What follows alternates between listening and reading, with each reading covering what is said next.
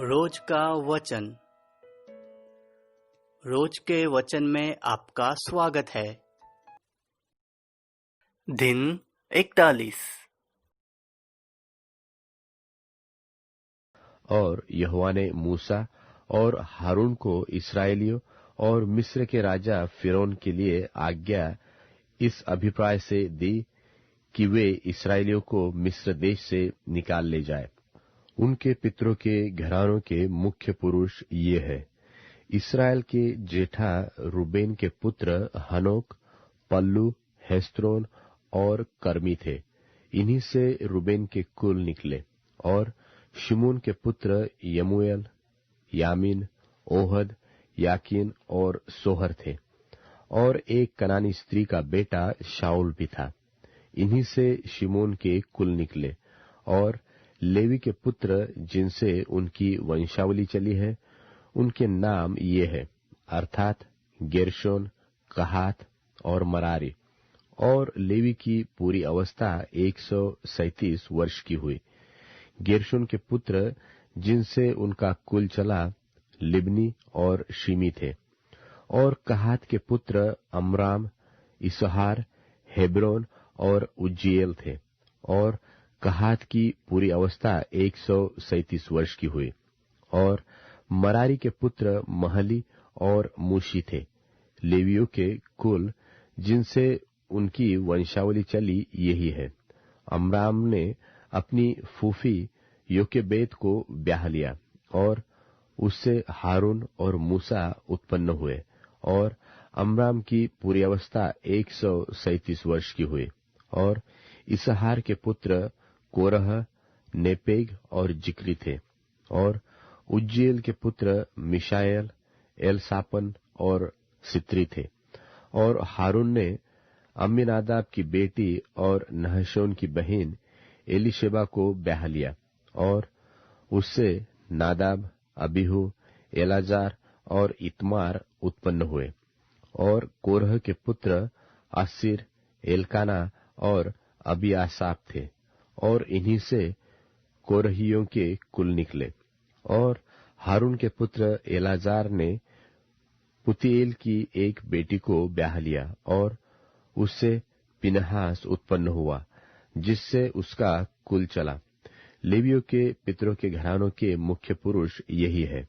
हारून और मूसा वही है जिनको यहोवा ने यह आज्ञा दी कि इस्राएलियों को दलदल करके उनके जत्थों के अनुसार मिस्र देश से निकाल ले आए।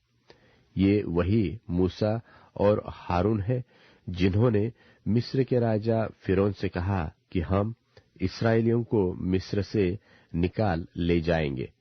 जब यहोवा ने मिस्र देश में मूसा से यह बात कही कि मैं तो यहोवा हूं, इसलिए जो कुछ मैं तुमसे कहूंगा वह सब मिस्र के राजा फिरौन से कहना। और मूसा ने यहोवा का उत्तर दिया और कि मैं तो बोलने में भद्दा हूं, और फिरौन क्यों कर मेरी सुनेगा।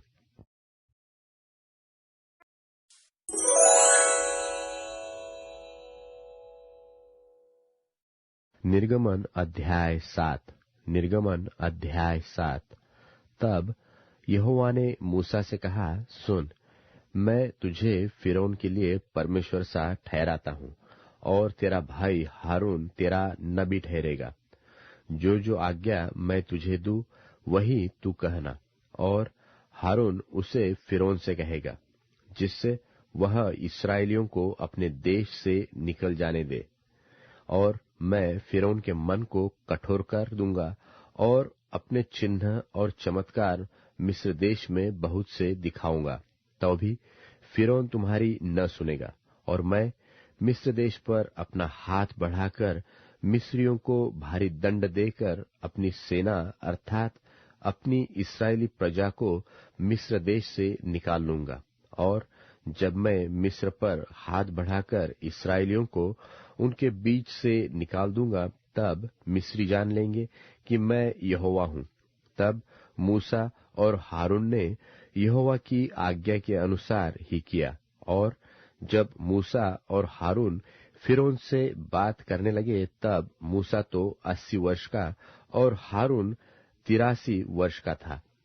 फिर यहोवा ने मूसा और हारून से इस प्रकार कहा कि जब फिरौन तुमसे कहे कि अपने प्रमाण का कोई चमत्कार दिखाओ, तब तू हारून से कहना कि अपनी लाठी को लेकर फिरौन के सामने डाल दे कि वह अजगर बन जाए।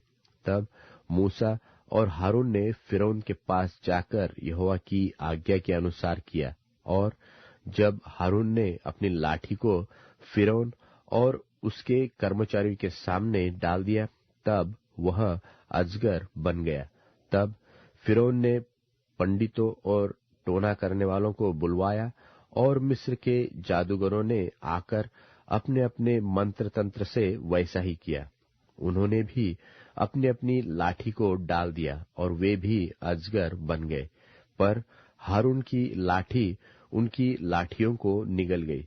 परंतु फिरौन का मन और हठीला हो गया, और यहोवा के वचन के अनुसार उसने मूसा और हारून की बातों को नहीं माना। तब यहोवा ने मूसा से कहा, फिरौन का मन कठोर हो गया है, और वह प्रजा को जाने नहीं देता। इसलिए बिहान को फिरौन के पास जा, वह तो जल की ओर बाहर जाएगा, और जो लाठी सर्प बन गई थी उसको हाथ में लिए हुए नील नदी के तट पर उससे भेंट करने के लिए खड़ा रहना, और उससे इस प्रकार कहना कि इब्रियों के परमेश्वर यहोवा ने मुझे यह कहने के लिए तेरे पास भेजा है कि मेरी प्रजा के लोगों को जाने दे, कि जिससे वे जंगल में मेरी उपासना करें, और अब तक तूने मेरा कहना नहीं माना। यहोवा यो कहता है, इससे तू जान लेगा कि मैं ही परमेश्वर हूँ। देख, मैं अपने हाथ की लाठी को नील नदी के जल पर मारूंगा, और जल लोहू बन जाएगा, और जो मछलियां नील नदी में है वे मर जाएगी, और नील नदी बसाने लगेगी, और नदी का पानी पीने के लिए मिस्रियों का जी न चाहेगा।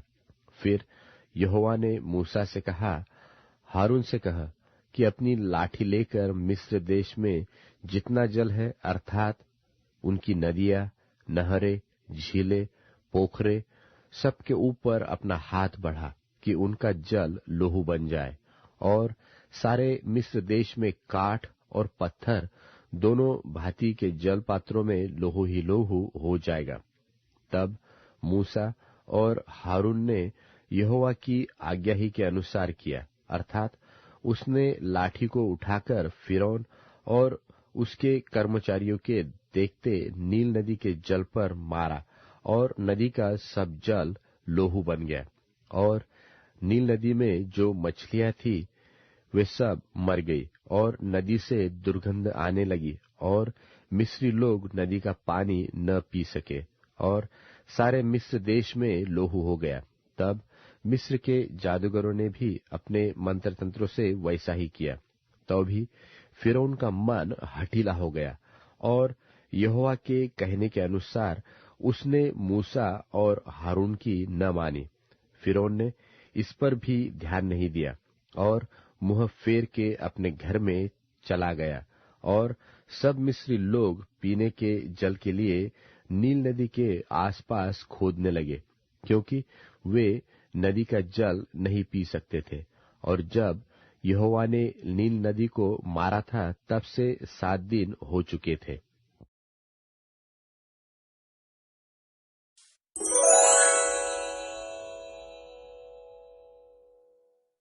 निर्गमन अध्याय 8। निर्गमन अध्याय 8। और तब यहोवा ने फिर मूसा से कहा, फिरौन के पास जाकर कह, यहोवा तुझसे इस प्रकार कहता है कि मेरी प्रजा के लोगों को जाने दे, जिससे वे मेरी उपासना करें। और यदि उन्हें जाने न देगा तो सुन, मैं मेंढक भेजकर तेरे सारे देश को हानि पहुंचाने वाला हूँ, और नील नदी मेंढकों से भर जाएगी, और वे तेरे भवन में और तेरे बिछौने पर और तेरे कर्मचारियों के घरों में और तेरी प्रजा पर परन तेरे तंदुरों और कठौतियों में भी चढ़ जाएगी, और तुझ पर और तेरी प्रजा और तेरे कर्मचारियों सबों पर मेंढक चढ़ जाएंगे। फिर यहोवा ने मूसा को आज्ञा दी कि हारून से कह दे कि नदियों, नहरों और झीलों के ऊपर लाठी के साथ अपना हाथ बढ़ाकर मेंढकों को मिस्र देश पर चढ़ा ले आए। तब हारून ने मिस्र के जलाशयों के ऊपर अपना हाथ बढ़ाया, और मेंढकों ने मिस्र देश पर चढ़कर उसे छा लिया, और जादूगर भी अपने तंत्र मंत्रों से उसी प्रकार मिस्र देश पर मेंढक चढ़ा ले आए।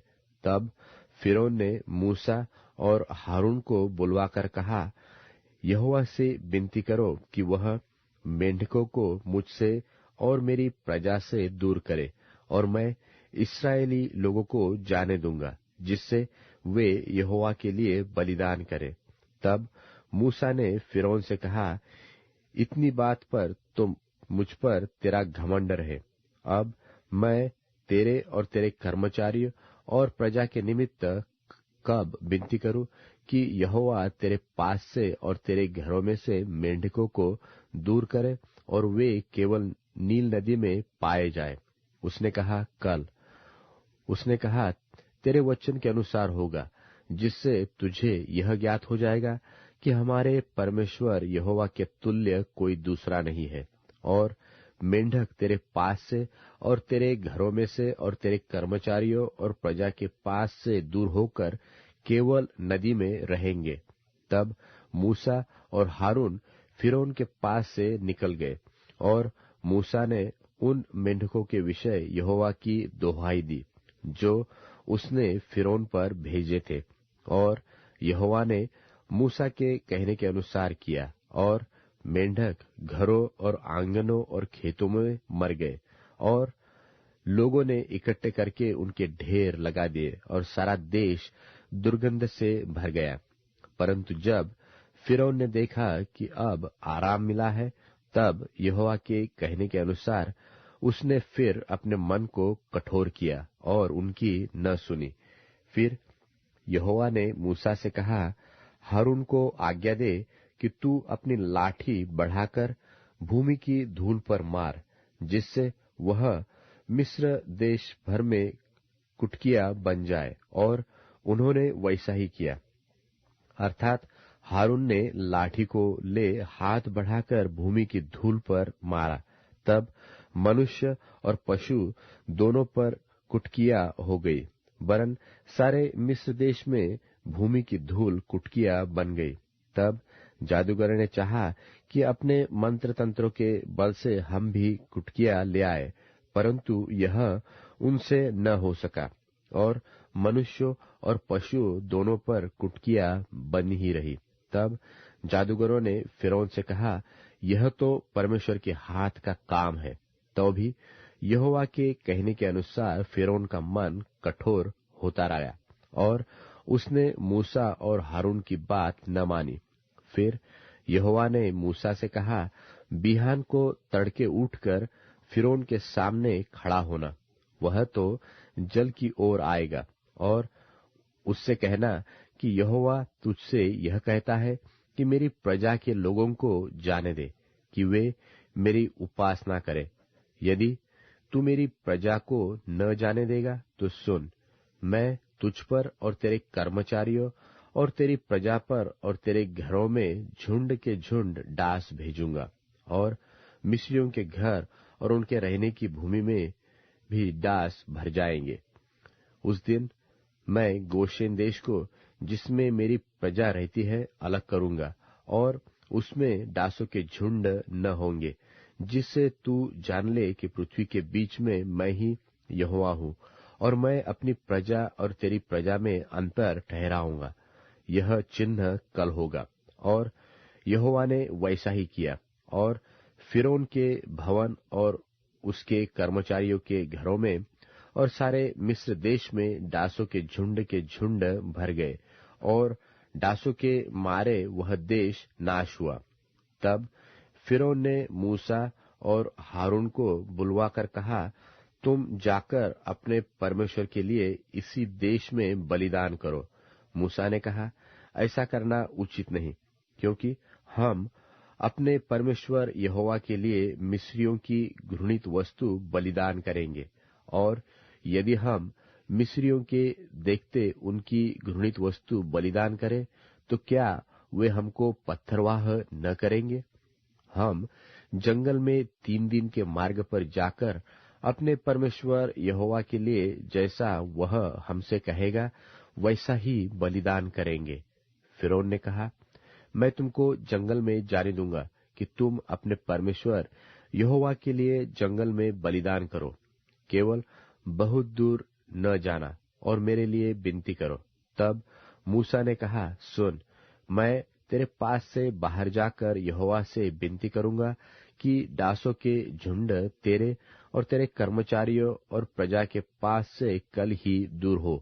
पर फिरौन आगे को कपट करके हमें यहोवा के लिए बलिदान करने को जाने देने के लिए नहीं न करे। सो मूसा ने फिरौन के पास से बाहर जाकर यहोवा से विनती की, और यहोवा ने मूसा के कहे के अनुसार दासों के झुंडों को फिरौन और उसके कर्मचारियों और उसकी प्रजा से दूर किया, यहाँ तक कि एक भी न रहा।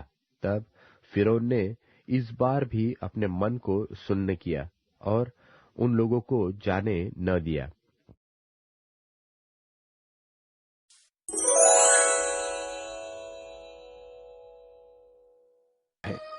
यीशु ये कह ही रहे थे कि अचानक 12 में से यहूदा वहां आ पहुंचा। उसके साथ लोगों की एक बड़ी भीड़ थी। उनके हाथों में तलवारें और लाठियां थीं। ये लोग प्रधान पुरोहितों और बुजुर्गों की तरफ से भेजे गए थे। धोखा देने वाले ने पहले ही से ये बता दिया था कि जिसको मैं चूमूं उसे तुम पकड़ लेना। तुरंत वह यीशु के पास पहुंचा और चुंबन लेते हुए कहा, गुरुजी प्रणाम। यीशु ने कहा, दोस्त, तुम यहाँ क्यों आए हो? तब वहां पहुंचकर उन्होंने यीशु के ऊपर हाथ डालकर उन्हें पकड़ लिया। अचानक यीशु के साथ के लोगों में से एक ने अपना हाथ बढ़ाकर तलवार चला दी, जिससे प्रधान पुरोहित के नौकर का कान कट गया।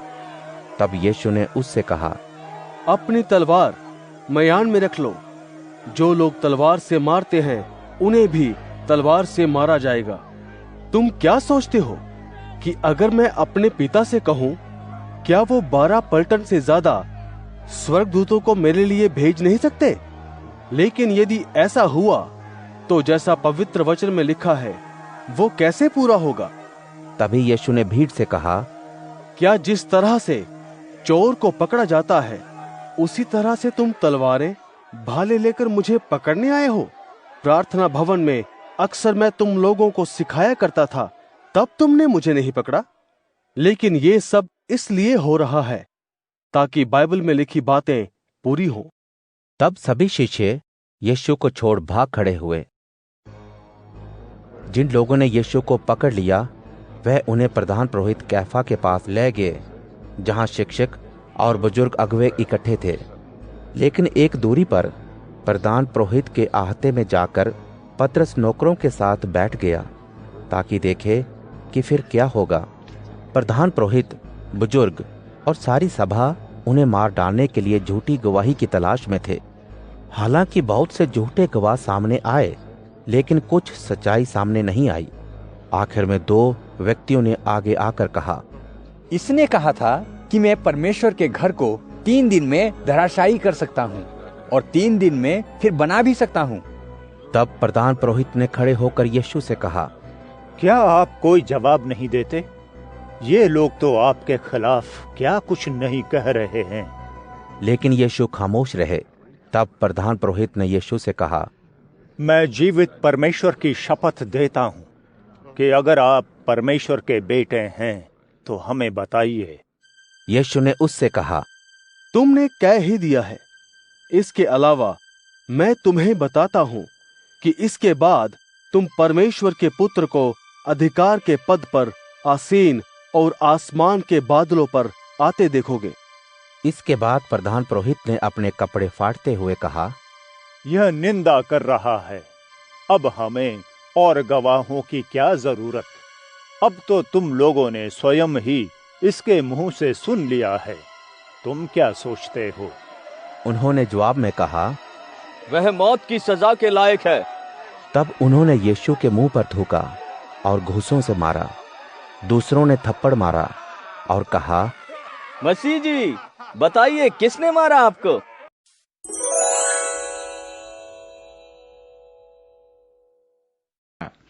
प्रभु की व्यवस्था सिद्ध है, आत्मा को संजीवन देने वाली। प्रभु की साक्षी विश्वसनीय है, बुद्धिहीन को बुद्धि देने वाली। प्रभु के आदेश न्याय संगत हैं, हृदय को हर्षाने वाले। प्रभु की आज्ञा निर्मल है, आंखों को आलोकित करने वाली। प्रभु का भय पवित्र है, सदा स्थिर रहने वाला। प्रभु के न्याय सिद्धांत सत्य हैं, वे सर्वथा धर्ममय हैं। वे सोने से अधिक चाहने योग्य हैं, वस्तुतः शुद्ध सोने से भी अधिक। वे मधुकोश से टपकती मधु की बूंदों से अधिक मधुर हैं। इनके द्वारा तेरा सेवक सावधान भी किया जाता है। इनका पालन करना बहुत लाभप्रद है। अपनी भूलों का ज्ञान किसे हो सकता है? तू प्रभु मुझे गुप्त दोषों से मुक्त कर। अपने सेवक को धृष्ट पाप करने से रोक। उसे मुझ पर प्रभुत्व मत करने दे। तब मैं निरपराध होऊंगा और बड़े अपराधों से मुक्त हो जाऊंगा।